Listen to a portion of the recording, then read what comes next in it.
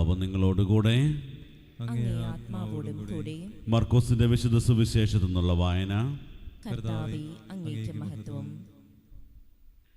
അക്കാലത്ത് യേശുവിൻ്റെ അമ്മയും സഹോദരന്മാരും വന്ന് പുറത്തു നിന്നുകൊണ്ട് അവനെ വിളിക്കാൻ ആളയച്ചു. ജനക്കൂട്ടം അവന് ചുറ്റും ഇരിക്കുകയായിരുന്നു. അവർ പറഞ്ഞു, നിന്റെ അമ്മയും സഹോദരന്മാരും സഹോദരിമാരും നിന്നെ കാണാൻ പുറത്തു നിൽക്കുന്നു.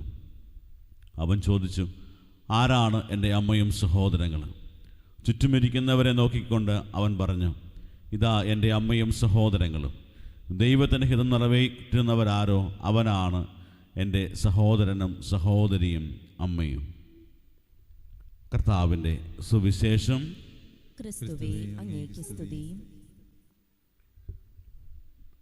വിശ്വമിശിഹായിലേറെ സ്നേഹിക്കപ്പെടുന്ന പ്രിയ മാതാപിതാക്കളെ, സഹോദരി സഹോദരങ്ങളെ, ഇന്ന് തിരുസഭയിൽ വിശുദ്ധ ആഞ്ചല മെരീച്ചി എന്ന വിശുദ്ധയുടെ തിരുനാൾ ആഘോഷിക്കുകയാണ്. അധികം നമ്മൾ കേട്ട് കാണാൻ സാധ്യതയില്ലാത്ത ഒരു വിശുദ്ധയാണ്.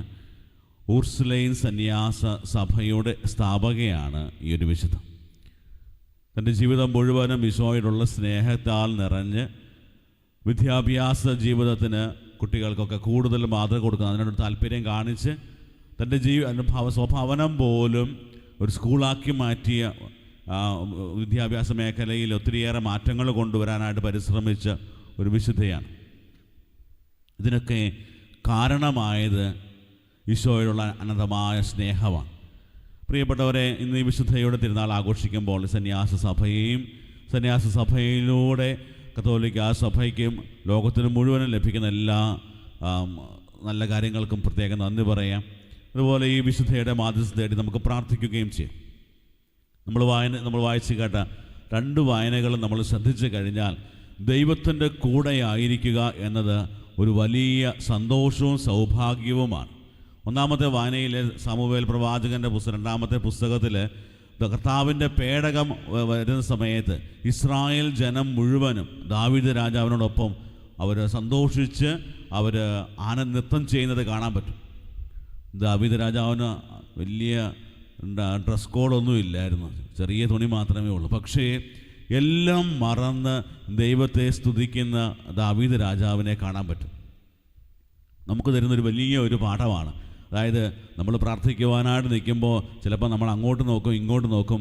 എൻ്റെ അപ്പുറം നിൽക്കുന്ന അവൻ എന്തുമാത്രം കൈ ഉയർത്തി പ്രാർത്ഥിക്കുന്നുണ്ട്, സ്വരമുയർത്തി പ്രാർത്ഥിക്കുന്നുണ്ട്, അയ്യോ അവൻ പ്രാർത്ഥിക്കുന്നത് കേട്ടിട്ട് എനിക്ക് എൻ്റെ ചെവി അടിച്ചു പോകുന്നു എന്നൊക്കെ ഒത്തിരിയേറെ കംപ്ലൈൻറ്റും. അതായത് മറ്റുള്ളവർ നമ്മളെ ശ്രദ്ധിക്കുന്നുണ്ടോ എന്ന് നോക്കിക്കൊണ്ട് പലപ്പോഴും നമ്മൾ പ്രാർത്ഥിക്കാറുണ്ട്.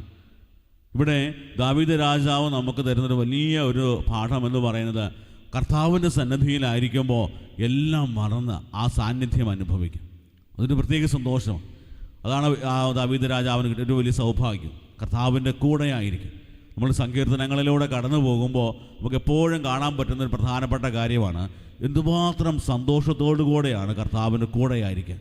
കർത്താവിൻ്റെ ആ സാന്നിധ്യം നഷ്ടപ്പെടുമ്പോൾ സങ്കീർത്തകൻ അനുഭവിക്കുന്ന വേദന പോലും കൃത്യമായിട്ടും രേഖപ്പെടുത്തിയിട്ടുണ്ട്. പ്രിയപ്പെട്ടവരെ, ഇന്ന് ഈ പരിശുദ്ധ കുർബാനയിൽ നമ്മൾ പ്രാർത്ഥിക്കുമ്പോൾ നമ്മുടെയൊക്കെ ജീവിതങ്ങളും പ്രാർത്ഥനാ ജീവിതത്തെയും വിശ്വാസ ജീവിതത്തെയും പരിശോധിക്കുമ്പോൾ കർത്താവിൻ്റെ കൂടെ ആയിരിക്കുന്നത് നമുക്കൊരു വലിയ സന്തോഷകരമായ കാര്യമാണെന്ന് പരിശോധിക്കുന്നത് നല്ലതാണ്. വീണ്ടും സുവിശേഷത്തിലേക്ക് കടന്നു വരുമ്പോൾ ഈശോ നമ്മളെയൊക്കെ ഒരു വലിയ കുടുംബത്തിലേക്ക്, ദൈവത്തിൻ്റെ കുടുംബത്തിലേക്ക് നമ്മളെയൊക്കെ സ്വാഗതം ചെയ്യുകയാണ്. ഭൗതിക ജീവിതത്തിൽ, ലൗകിക ജീവിതത്തിൽ നമ്മളേറെ പ്രാധാന്യം കൊടുക്കുന്ന ഒരു കാര്യമാണ് നമ്മുടെ രക്തബന്ധങ്ങൾ, പ്രത്യേകിച്ച് മാതാപിതാക്കൾ. അച്ഛന്മാരെക്കുറിച്ചൊക്കെ അച്ഛന്മാർ പലപ്പോഴും പറയാറുള്ള കാര്യമാണ്, നമ്മുടെ പ്രിയപ്പെട്ട അപ്പച്ചനും അമ്മയും ഒക്കെ മരിച്ചതിന് ശേഷം നമ്മളെപ്പോഴും അനാഥരാണ്. പലപ്പോഴും വീട്ടിലേക്ക് ചെല്ലുമ്പോൾ പലപ്പോഴും ഒത്തിരി വലിയ അനാഥത്വം നമുക്ക് ഫീൽ ചെയ്യാറുണ്ട്. കാരണം എന്താണ്? ഇതുപോലെ നമ്മളെ സ്നേഹിക്കുന്ന ഭൂമിയിൽ നമ്മൾ ഇതുപോലെ സ്നേഹിക്കുന്നത് നമ്മുടെ മാതാപിതാക്കളാണ്. അതുകൊണ്ട് അവർക്ക് കൊടുക്കുന്ന ഒരു വലിയ സ്ഥാനമുണ്ട്. പക്ഷേ നമ്മളിത് വചനം വായിക്കുന്ന സമയത്ത് നമുക്ക് പലപ്പോഴും ഒരു തെറ്റിദ്ധാരണയ്ക്കുള്ള സാധ്യതകളെല്ലാം ഉണ്ട്. ഈശോ ചോദിക്കുന്നുണ്ട്, ആരാണ് എൻ്റെ അമ്മ, ആരാണ് എൻ്റെ സഹോദരന്മാർ സഹോദരിമാർ?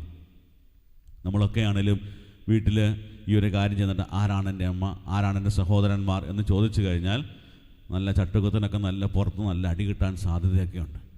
പക്ഷേ ഈശോ ഇത് ചോദിക്കുന്നുണ്ട്. ഈശോ ഇത് ചോദിക്കുമ്പോൾ പരിശുദ്ധി അമ്മയെ താഴ്ത്തിക്കെട്ടുകയോ അല്ലെങ്കിൽ പരിശുദ്ധി അമ്മയ്ക്കുള്ള ആ ഒരു സ്ഥാനം ഇല്ലാതാക്കുകയല്ല, മറിച്ച് തൻ്റെ കൂടെ ആയിരിക്കുന്നവർക്ക് ഒരു വലിയ പാഠം പഠിപ്പിച്ചു കൊടുക്കുകയാണ്. അതായത് ദൈവത്തിൻ്റെ കൂടെ ആയിരിക്കുക, ദൈവത്തിൻ്റെ ആ ഒരു കുടുംബത്തിൽ നമ്മൾ എപ്രകാരമായിരിക്കണം എന്നുള്ളത് ഈശോ പഠിപ്പിക്കുകയാണ്. പരിശുദ്ധ അമ്മയെ സാക്ഷി നിർത്തിക്കൊണ്ട് പറയുകയാണ്, എൻ്റെ പിതാവിൻ്റെ ഹിതം നിറവേറ്റുന്നവൻ ആരോ അവനാണ് എൻ്റെ മാതാവും പിതാവും സഹോദരന്മാരുമെല്ലാം. അതുകൊണ്ട് അങ്ങനെ ഒരു കുടുംബത്തിലേക്ക് നമ്മളെ കർത്താവ് സ്വാഗതം ചെയ്യുകയാണ്. നമുക്കറിയാം, നമ്മുടെയൊക്കെ ജീവിതങ്ങളെ പരിശോധിച്ച് കഴിഞ്ഞാൽ ഒത്തിരിയേറെ വചനം കേൾക്കുകയും ധ്യാന പ്രസംഗങ്ങൾ കേൾക്കുകയും ഭക്ത്യാഭ്യാസങ്ങളൊക്കെ നടത്തുകയൊക്കെ ചെയ്യും. പക്ഷേ ഒരു ക്രൈസ്തവനെ സംബന്ധിച്ചിടത്തോളം അവൻ്റെ ജീവിതത്തിൻ്റെ ഏറ്റവും പരമപ്രധാനമായ ലക്ഷ്യം വചനം കേട്ട് അതനുസരിച്ച് ജീവിക്കുക എന്നുള്ളതാണ്. ദൈവത്തിൻ്റെ ഹിതം ആരായാനായിട്ട് നമുക്ക് സാധിക്കണം.